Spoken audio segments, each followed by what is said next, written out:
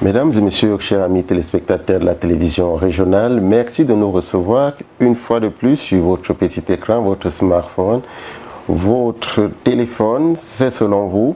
Nous recevons dans le cadre de cet autre énième numéro de l'entretien une personnalité du Gabon, un homme et pas des moindres. J'ai nommé M. Félix Onkéa, avec qui nous allons débattre de l'actualité qui fait débat en ce moment au Gabon, de l'actualité qui l'a récemment menée dans le département de la Baïbikolo, dont il est originaire. Alors, je m'en vais comme ça vous laisser le soin à notre invité de se présenter. Monsieur Félix Onkéa, bonjour. Bonjour.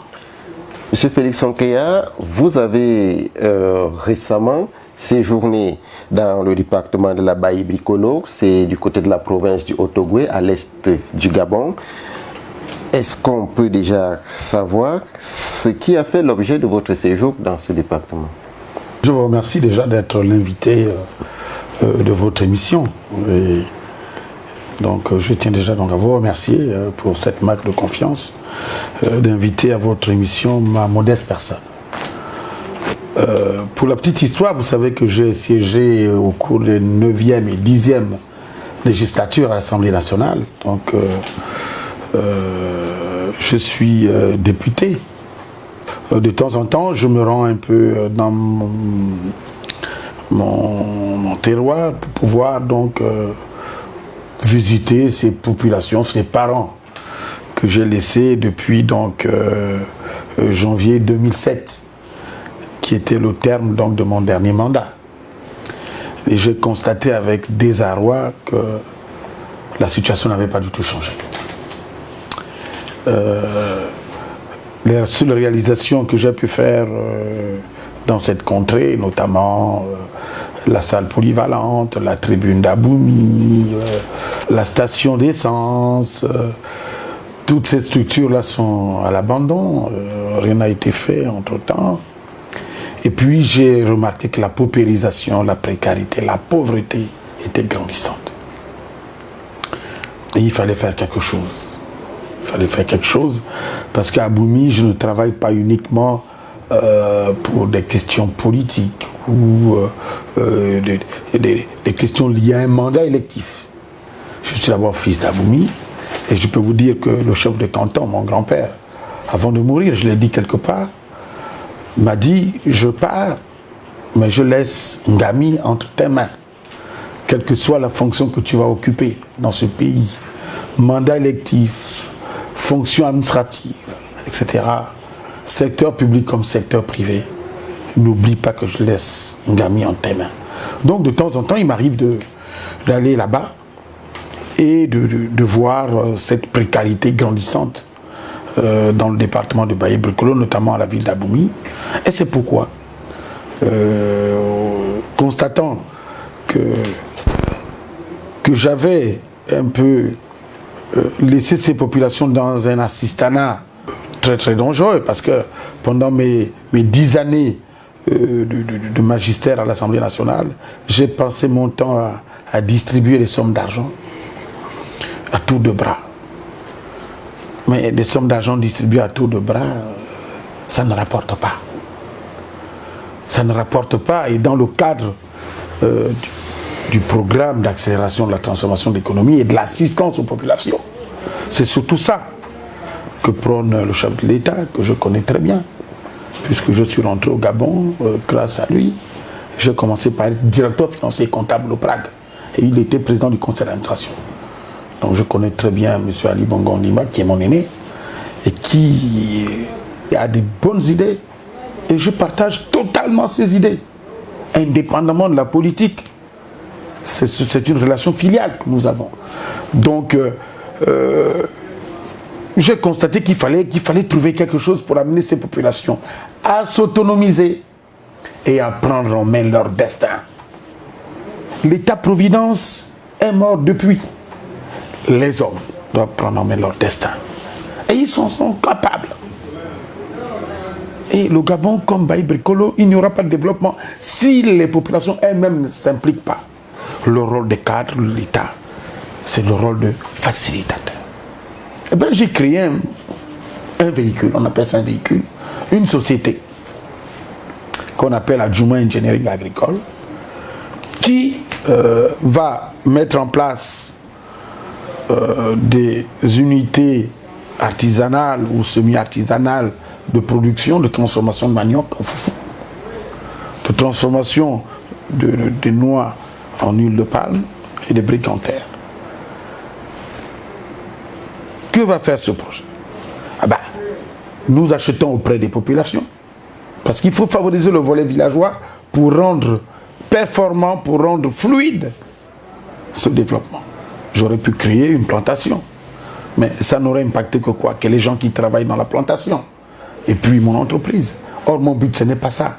Mon but, c'est de sortir ces populations de la précarité, de la pauvreté. Donc, je favorise le volet villageois, c'est-à-dire que les gens vont créer elles-mêmes leur plantation. J'achète du manioc, je le transforme et je le vends. Je le vends à Franceville. Et je crée un circuit de valorisation des produits du terroir. Je crée une chaîne de valeur. Voilà l'objectif, c'est créer la chaîne de valeur. Donc, quand j'achète du manioc auprès de ces populations, j'injecte de l'argent. J'injecte un revenu qui permette à ces populations de penser que par le travail, elles pourront avoir des revenus conséquents et subvenir à leurs besoins primaires. Là-bas, en zone rurale, le problème, l'État a amené l'école, l'État a amené le dispensaire, l'État a amené la gendarmerie pour leur protection, l'État a amené la préfecture pour pouvoir gérer administrativement. Donc l'État a accompli ses missions régaliennes. C'est vrai qu'il y a des problèmes de la route, mais ça, on se battra pour que la route soit faite. Mais il reste maintenant ce volet économique, mais l'État ne peut pas être partout. Et ce volet économique doit être développé par des cadres.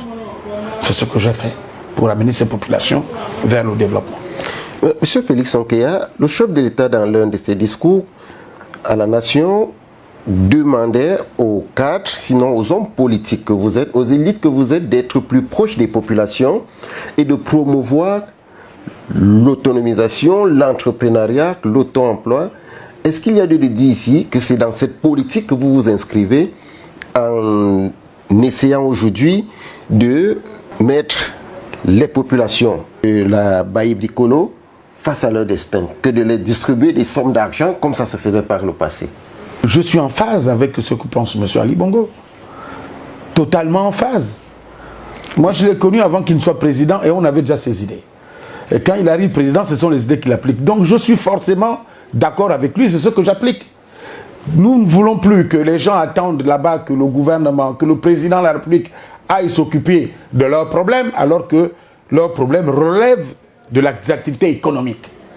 L'État régalien apporte les conditions de vie, les conditions d'exercice qui te permettent de vivre. Mais pour vivre décemment, il faut se battre. Se battre, c'est créer cette chaîne de valeur. Et moi, en tant que cadre, mon rôle, c'est de faciliter la création de cette chaîne de valeur. C'est ça, être proche des populations. Donc, on crée les conditions pour que les populations entrent dans le moule et trouvent leur compte. C'est ça ce que le président dit, il faut être proche des populations. C'est ce que le président veut, qu'il faut que les gens deviennent leurs propres employeurs. C'est ce qu'on appelle le temps-emploi. Parce que si ces populations créent des plantations, ça devient des entrepreneurs agricoles. Et ils vont vivre de cette activité. C'est le même esprit d'engraine. C'est la même chose. L'esprit, c'est permettre aux gens de s'assumer. Mais il faut créer des conditions pour que ces gens s'assument. Et bien, c'est ça le rôle d'un cadre. C'est ça le rôle d'un politique. Parce que le cadre, lui, il travaille, il a un revenu, et une partie de ce revenu doit pouvoir servir à créer. Et c'est un partenariat gagnant-gagnant. Vous pensez que quand je vends le manioc et quand je le vends quand je le transforme et je le vends à Franceville, ben, je ne le vends pas au même prix. Donc je crée de la valeur. Donc je gagne de l'argent. Mais en gagnant de l'argent, je fais travailler des Gabonais, je fais travailler les gens de Ngami, je leur donne un revenu et je ne fais pas de l'assistanat. Parce que ce que j'ai créé à l'époque, et je vous ai dit que je l'ai ressenti comme un sentiment d'échec. C'est-à-dire que pendant que j'étais député, j'ai distribué beaucoup d'argent. Mais cet argent, une fois les gens l'ont consommé, il est parti. Il ne reste pas. Alors que quand je crée le chaîne de la valeur, les structures sont là. Les gens créent leur plantation. Eh bien, les gens n'attendent pas l'arrivée d'Onkeya, je ne suis pas Dieu, pour avoir un franc. Ils créent eux-mêmes les conditions pour avoir ce franc. Et c'est ce qui amène au développement. C'est ce qui permet aux populations de s'autonomiser et d'avoir de la dignité. Il faut redonner aux Gabonais sa dignité. Il faut redonner aux paysans sa dignité. Être paysan, ce n'est pas dévalorisant. On peut être paysan et vivre des activités de son travail. Alors, face à de telles bonnes idées, on est ici en droit de vous poser l'action de savoir, est-ce que M. Félix Onkeya a les moyens de sa politique? Et de deux, comment est-ce qu'il va faire entendre ce beau message, ces belles propositions aux populations qui estiment qu'il fallait plutôt venir les donner? Comment est-ce que vous allez procéder? La différence entre ce qu'on a appelé avant le collectivisme et le libéralisme, c'est que nous les libéraux, moi je suis un libéral, nous les libéraux on pense que l'homme, par sa nature égoïste, est une source de motivation. L'homme, par sa nature, est une source de motivation. L'homme n'évolue que lorsqu'il y a un intérêt. Eh bien, c'est ça. Lorsque les populations vont commencer à vendre leur panier de manioc et que je vais l'acheter, qu'ils vont se retrouver avec des revenus conséquents, nous sommes convaincus que ça va créer un effet cumulatif, un effet d'entraînement. C'est la politique de l'exemple. Les gens aiment des exemples. Quand ils verront les personnes alignées avec leur panier et que le directeur que je vais mettre là-bas, qui est un chef d'entreprise, il s'agit ici des chefs d'entreprise. Et comme je l'ai dit à la télé, ce n'est pas une relation d'élu à électeur, c'est une relation de client-fournisseur. Lorsqu'ils vont s'asseoir devant ce monsieur qui va distribuer de l'argent contre du manioc et qui va le transformer, et quand il le transforme, il le vend. Donc il récolte encore de l'argent et qui revient. Et quand il voit que ce phénomène est cumulatif, parce que la croissance économique, c'est l'accumulation. Eh bien, quand ils vont le voir, eh bien, ça va créer un effet d'entraînement. Et vous verrez que ça marchera. Alors, est-ce que j'ai les moyens de ma politique? C'est des projets qui ne coûtent pas cher. C'est pourquoi je commence à le faire de manière artisanale. Demain, small is beautiful. Hein? On va maintenant entrer dans le Commonwealth. Donc l'anglais, il faudra parler. Small is beautiful. Les pays qui se sont développés dans ce monde, le Japon, a commencé par les PME, les micro-projets. L'exemple japonais. Vous allez à Paris, si vous avez la chance d'aller un jour à Paris, vous verrez qu'à Paris, en bas, au rez-de-chaussée, vous avez des petites PME. En haut, c'est des habitations. Ce sont les PME, les micro-entreprises qui créent l'économie. Parce que ce sont ces gens-là, ce sont ces micro-entreprises qui emploient le plus de personnes et qui injectent des revenus conséquents. Les majors, les grandes entreprises sont structurées et elles ont un effectif bien précis. Quand elles investissent, forcément, elles ne créent pas forcément autant d'emplois que les micro-entreprises. C'est pourquoi la politique du président, telle qu'il a menée depuis la création des activités génératrices de revenus, c'est ça, la grande politique. Et le programme d'accélération qui visera à mettre en place ces mini-entreprises, ces micro-entreprises, ces PME qui vont occuper les Gabonais, qui vont résorber une partie du chômage parce que ça va permettre de créer de l'emploi par l'auto-emploi. Eh bien, c'est ça l'avenir du Gabon, dans tous les domaines. Mais le secteur agricole sera le plus grand pourvoyeur parce que c'est le secteur qui a la portée de tous les Gabonais. Et je me souviens qu'à ces assises que le président avait organisées en Ngondje, il y a eu une dame qui avait sorti une phrase qui restera gravée dans ma mémoire. La terre ne ment pas, car elle est sociale. Vous voyez, la terre ne ment pas, car elle est sociale. C'est un principe fort et l'agriculture restera à jamais le secteur dans lequel nous pouvons gagner encore plus en matière d'emploi, de lutte contre la pauvreté et donc la croissance économique. Monsieur Félix Ankeya, nous allons parler de toute autre chose à présent. Nous savons que l'actualité est dominée par la lutte contre la pandémie à coronavirus.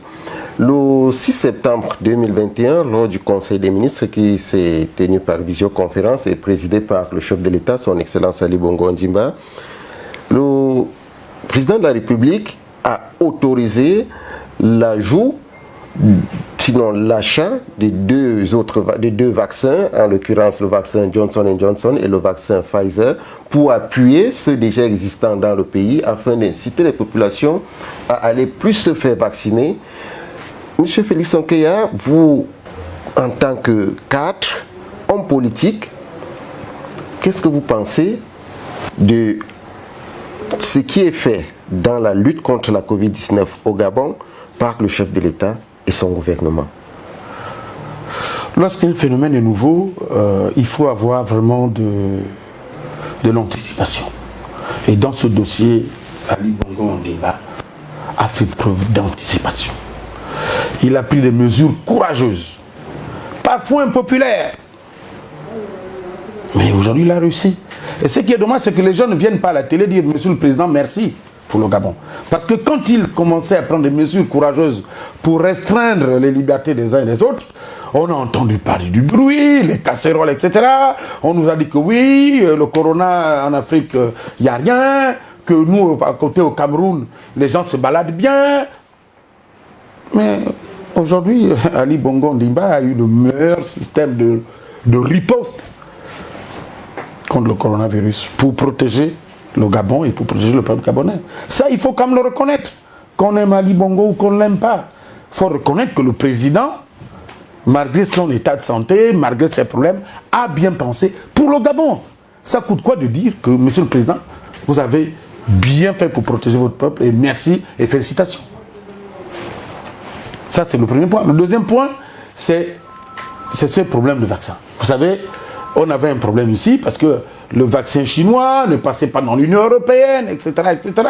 Les gens hésitaient à se faire vacciner. Et il y avait cette guerre de vaccins. Je crois que le président a pris une bonne décision, c'est d'élargir le spectre pour que tout le monde puisse aller se faire vacciner et que les vaccins soient, je dirais, agréés au niveau mondial, au niveau international.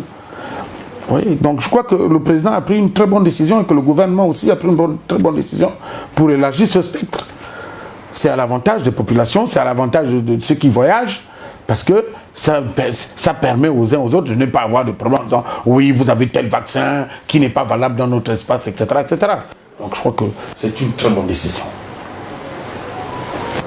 Monsieur Félix Ankeya, nous arrivons malheureusement au terme de cet entretien, mais nous ne saurons clore ou se séparer de vous sans vous donner la parole à nouveau afin que vous puissiez adresser un mot de fin à tous ceux qui vous regardent et aux populations de la Bailly Bricolo qui ont adhéré massivement à ce projet entrepreneurial dont vous avez lancé les prémices lors de votre séjour dans le département récemment. Vous avez la parole pour un dernier mot de fin. Oui, non, mais je ne peux que vous remercier pour cette initiative, celle de m'interviewer. Aux populations de Bailly Bricolo, écoutez, depuis mon retour de France en 1992, j'ai toujours été au chevet de ces populations. Et à Bailly Bricolo, je ne fais pas de la politique en réalité. Hein? C'est la famille. Hein? C'est la famille. Et moi, je peux vous dire une chose, c'est que moi, bon là j'ai 55 ans, quand j'aurai 60 ans, j'irai passer ma retraite à Bailly Bricolo. Donc, je ne travaille pas pour partir de Bailly Bricolo demain, mais pour rester à Bailly Bricolo. Donc, je poserai toujours dans la possibilité de mes moyens, à hauteur de mes moyens, toujours des actes en faveur des populations. Mais j'ai dit et je répète aujourd'hui que l'État-providence est mort, que le député Ankeya n'est plus là, que c'est maintenant Ankeya, promoteur du développement. Et que ne pensez pas qu'Ankeya viendra un jour encore vous distribuer des billets. Ceux qui veulent avoir un peu d'argent, eh bien, qui se mettent dans l'agriculture et qu'ils produisent et qu'ils viennent vendre dans les unités qu'on mettra en place pour gagner de l'argent. Parce que l'assistanat doit s'arrêter et que chacun doit prendre en main son destin. Le rôle d'Onkeya, le rôle de l'État est de faire de la facilitation, c'est-à-dire de créer un tant soit peu les conditions qui permettent aux uns aux autres de se lever et de s'assumer. Voilà ce que je pourrais vous dire à ces populations de Baye Brikolo, en espérant qu'elles profiteront pleinement de ces petites structures que nous mettons en place pour les aider. Mesdames et messieurs, chers amis téléspectateurs, c'est sur ces mots de M. Félix Onkeya, cadre de la Baye Brikolo, ancien député, membre du bureau politique PDG et militant de base de ce parti, que nous mettons un thème à cet autre énième numéro de l'entretien et à qui nous disons d'ores et déjà merci de nous avoir accordé un peu de son temps pour s'exprimer devant nos caméras. Merci M. Félix Onkeya. Merci beaucoup. À ce micro de présentation, je suis Sinclair Auguste Kenge. À la réalisation et à la caméra, l'homme qui n'est plus à présenter, Marcelin Alino. Retrouvons-nous la prochaine fois pour un autre prochain numéro de l'entretien avec un autre invité.